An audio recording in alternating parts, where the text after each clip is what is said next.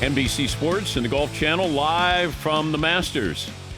More than 50 hours of live coverage, analysis on Golf Channel. Primetime coverage airs each night next week beginning Monday. Brandel Chamblee is already in Augusta, part of the studio coverage, the Augusta National Women's Amateur. That airs on NBC. It starts Saturday at noon Eastern, and Brandel Chamblee joins us on the program.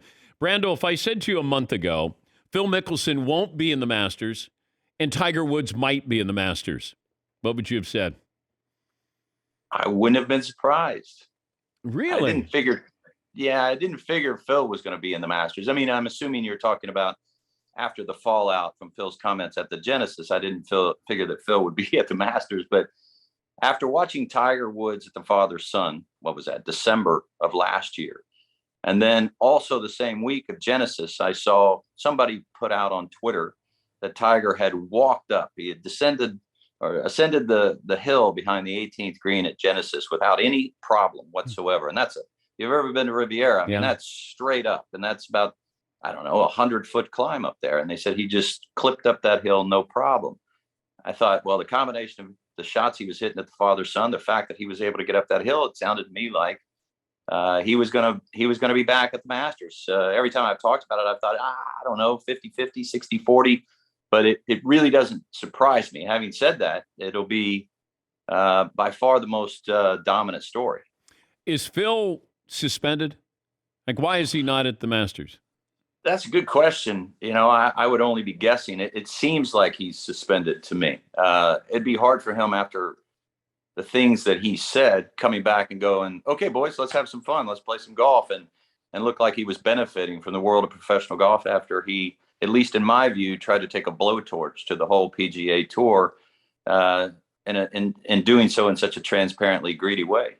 But the PGA and the Masters have different set of rules. So the PGA might have suspended him, but that'd have to come under the auspices of the Masters as well.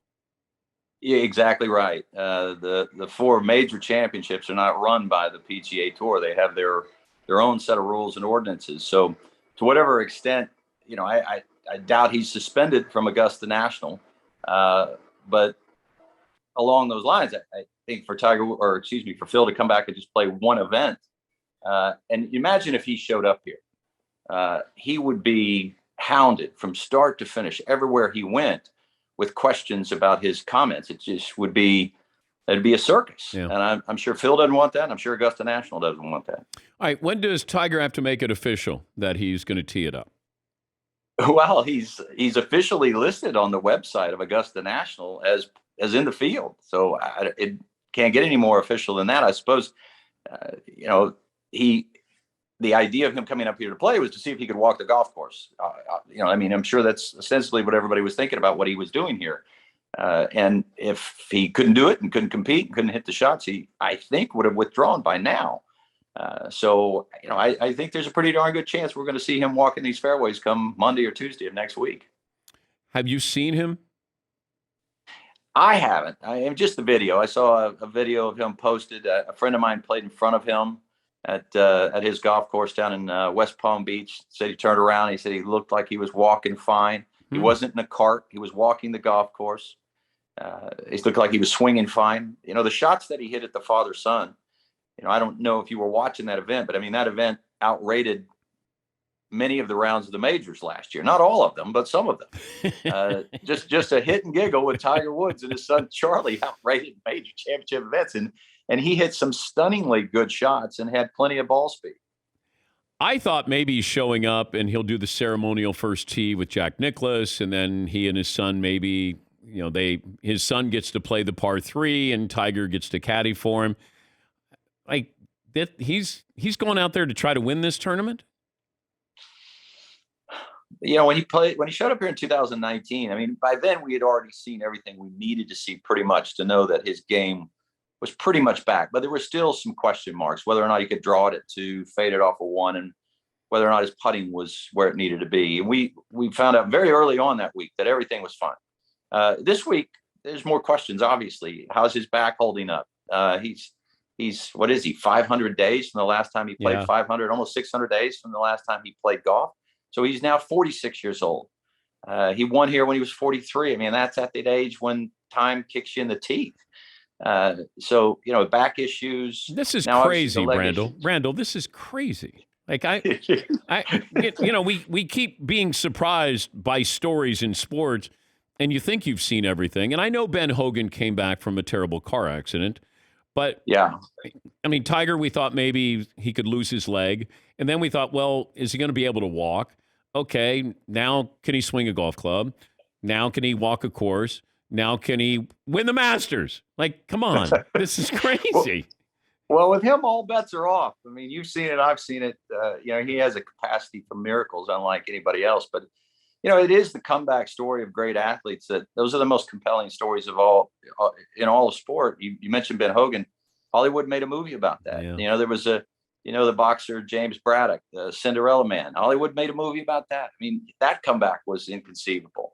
But here, Tiger Woods, he's already given us, I don't know, I've lost count of how many comebacks, but he's come back from a broken leg, won the U.S. Open, a sort of a broken image, a broken short game, and then, ascended to 82 and won a Masters. So those are all Hollywood worthy. This one just goes right to the ridiculous if he's able to come back from this and play with any semblance of the game that he had prior to it. Does he have any input on who he would play with on Thursday, Friday?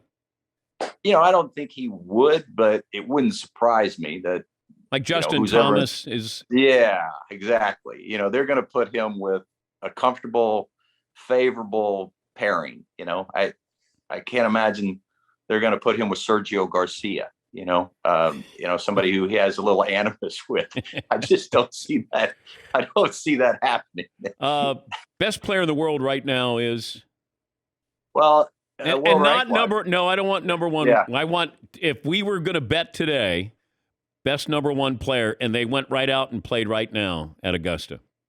One round. I would say Justin Thomas. Okay. When I look at the top 20 players in the world, there are more question marks than there are exclamation points. And you go down the list and you start looking at who checks every box here.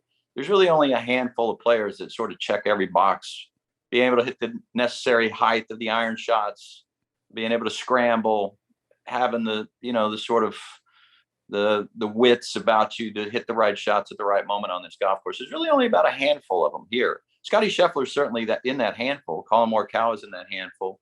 But Justin Thomas, at least in my view, is the player I'm most looking at to win this week.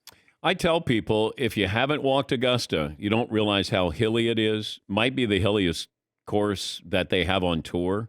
And I don't know how you hold up 4 days, no golf cart, going to be hitting balls, going to have to probably have swelling. I mean, right. It's a monumental task here.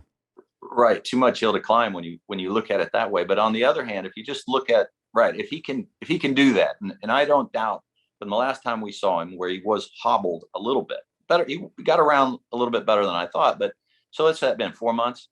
And Tiger Woods said every single day, he was emphatic about this, every single day, there is no day off for him. He realizes the door is shutting. But from a major championship standpoint, this is the best chance for him to win a major championship. It's got the smallest field, and then you can further reduce this field down to, I don't know, the average world ranking of the winner is 11 here over the last 10 years. I mean, it really does reduce the field down to a very small number of players. And Tiger Woods realizes he comes here, he's got to beat 10, 15 guys. And if he can just get around, we've seen him hobble around before and win a major championship. The 2008 U.S. Open, he could hardly walk. Is the coverage being planned for Tiger playing?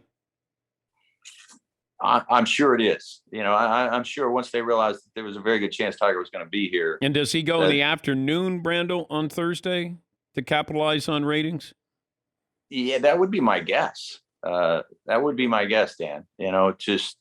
First out. I mean, people sit in a room, executives, like, what would they rather see? A high rating on Thursday or a high rating on Friday? Yeah. But wherever it's at, the ratings will triple because, I mean, they triple when Tiger's just in the event anyway. But given this comeback, who knows? I mean, these might be the single greatest ratings in the history of major championship. Early days, anyway. Are you in your hotel? I am.